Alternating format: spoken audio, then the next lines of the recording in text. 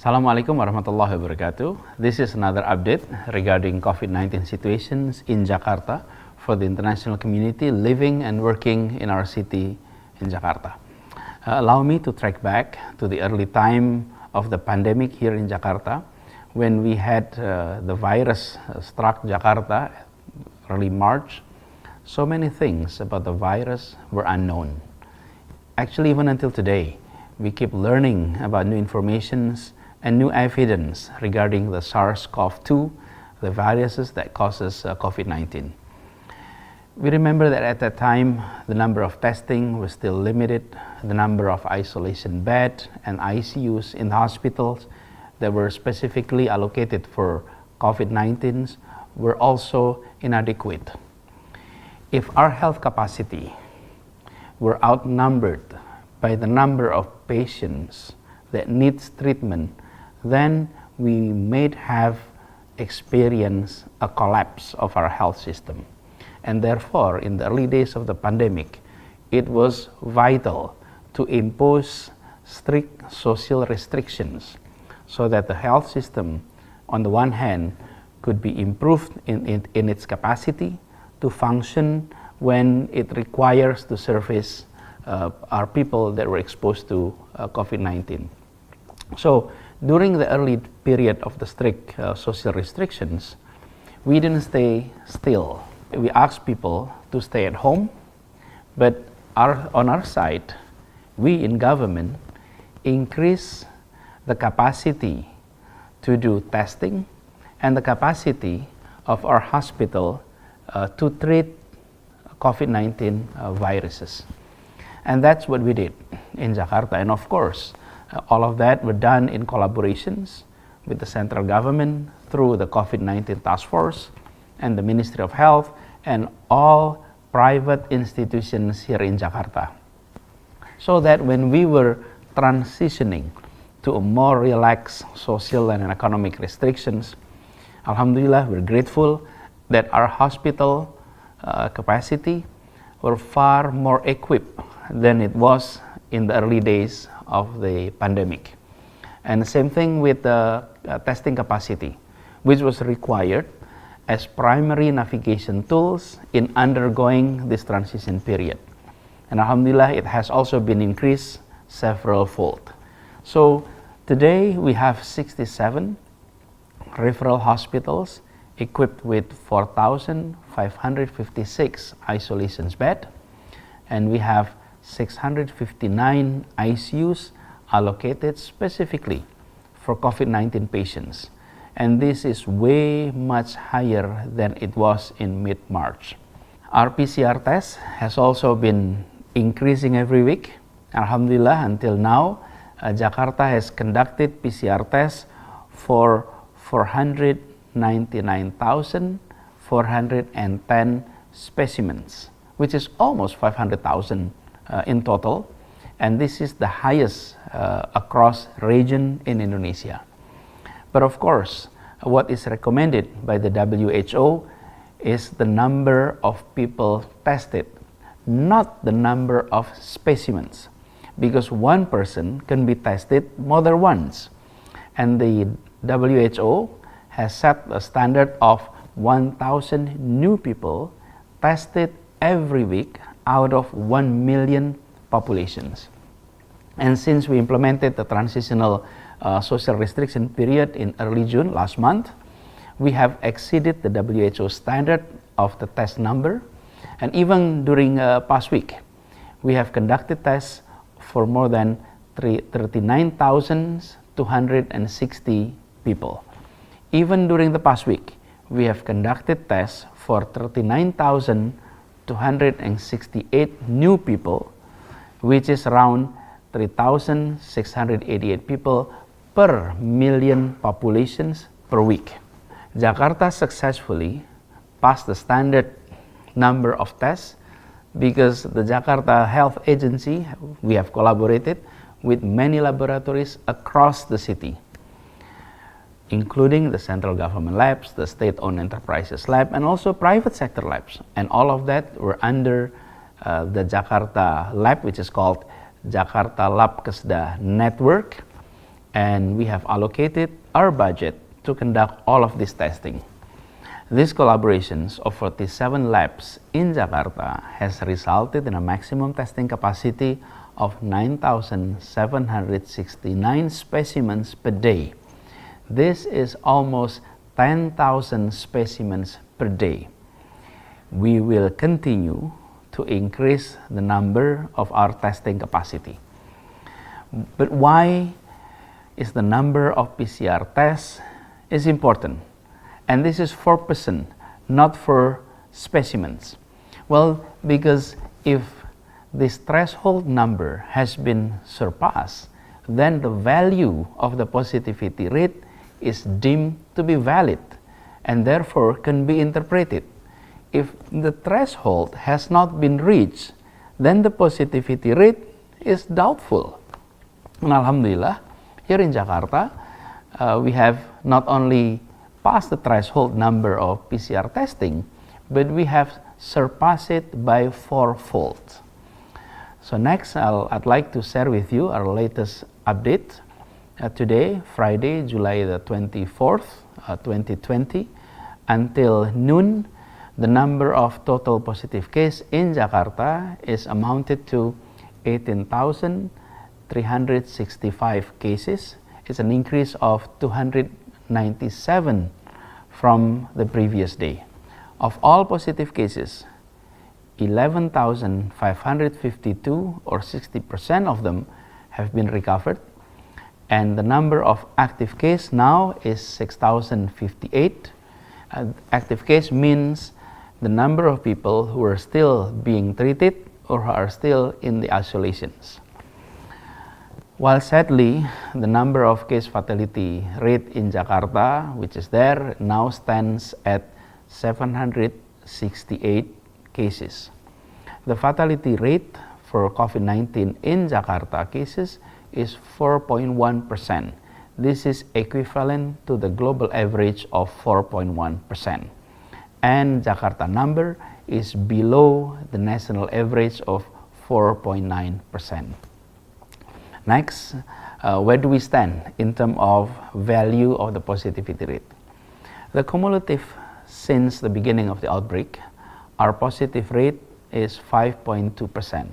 This is below the national average of 12.3%.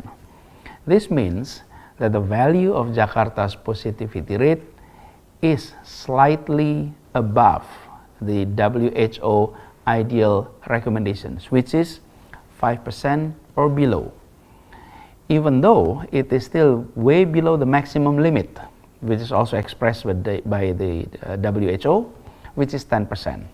However, we must be alert that during the past 2 weeks, the value of our positivity rate shows an upward trend. 3 weeks ago, positivity rate was 4.8%, and then 2 weeks ago, it rose to 5.2%, and in the past week, it increased again to 5.9%. So 4.8 to 5.2, and the past week is 5.9. But on the other hand, Jakarta capacity to increase the number of testing and to conduct active case finding consequently also increases the number of positive case finding. As many as 30% of positive case findings were a result of active case finding by our community health center, which is called Puskesmas, and 20% are the result of active contact tracing from cases that has been found positive, where the other 50% were from positive case finding by hospitals and clinics. These are individuals who came to our clinics, who came to our hospital being tested. So even though this active case finding raises the positive case graph, we need to re-emphasize that our goal here in Jakarta is not to bend down the graph, but to actually stop the transmissions in the real world. If Jakarta is only judged on the basis of one parameter, a single parameter, namely the daily positive cases, then without looking at various other parameters, so be it, because we will not hide the number of cases, we will always be transparent, and we will not slow down the test in order to look good, because what we are doing in Jakarta is to stop the transmissions of the virus, not to bend down the graph. Because we know for sure that finding as many positive cases in the community is the most important step to stop the virus transmissions. So many of those found positives were asymptomatic. They continue to carry out their daily activities in their home, in their office, in their community, and potentially continue to spread the virus if they were not found, if they were not tested, if they were not isolated. Therefore, with active case finding, they were tested, stated positive, and then they were asked to limit their activity, isolate themselves, and if this is an individual with health risk, we will then isolate them in our hospital. Now, at the present time, Jakarta Health Facility also capable of managing the number of active cases. The current occupancy rate of the isolation bed in Jakarta is 44%, while the ICU occupancy rate is 32%. We are still able to manage the situations. Only less than half of our health capacity is occupied. However, in the last 2 weeks, there has been an upward trend in the occupancy rate of the isolation bed and ICU. And even last week, the occupancy of isolation bed was 42% before rising to 44% this week. And the ICU rose from 25% last week to 32% this week. This again serves as an alert, as a warning for all of us. The last indicators that I'd like to share with you is the pre-production number, or the RT. The Jakarta RT value was 0.96 when we started the transition period. It crept up to 1.15 on July 5th, but the last measurement of RT value was on July 19th. It was 1.11. It's a little bit down from the previous 2 weeks. These are some of the data updates related to the spread of COVID-19 outbreak here in Jakarta. So what's the insight? First and foremost, there has been a trend of increasing spread of cases in the past 2 weeks. The increase in the spread is in line with the increased mobility and activities of our citizens. Office activities and activities in the community are prone to virus spread. In a place like those, we have to look after each other and remind each other. Do not hesitate to remind or maybe even reprimand our colleagues, our neighbors who may be negligent in maintaining health protocol, such as using masks all the time, washing hands with soap on regular basis, maintaining physical distance of 1 to 2 meters. We need to keep reminding each other. Yes, we may be tired of undergoing restrictions for almost 5 months. However, the virus does not know fatigue. The virus will continue to spread as long as we give them a chance. Thus, we must not be tired. We must continue upholding health protocols, and we will also keep enforcing health protocols throughout Jakarta area. And we will continue to do that to provide support to those most affected by this pandemic. What we face is not a short battle.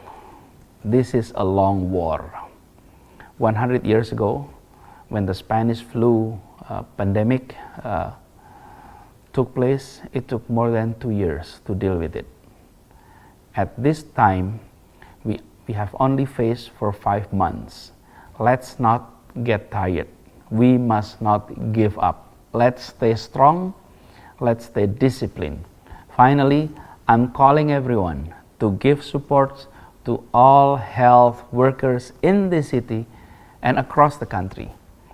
They are the ones putting their life at risk. They're fighting every day on the harshest battlefield, and they are the ones who are most at risk of exposure. And all hospitals, health workers fight so hard every day to save our life, to save life of our friends, our colleagues who are being treated for COVID-19. Let's support them, let's pray for them. We do owe a huge debt to our doctors, nurses, and other health workers. May His blessing be upon them always. This is all I'd like to convey to all of you, and I hope the information will be useful and provide us with guidance in understanding what the situations here in Jakarta. May Allah Subhanahu wa Ta'ala bless the city of Jakarta and protect us all. Thank you. Assalamualaikum warahmatullahi wabarakatuh.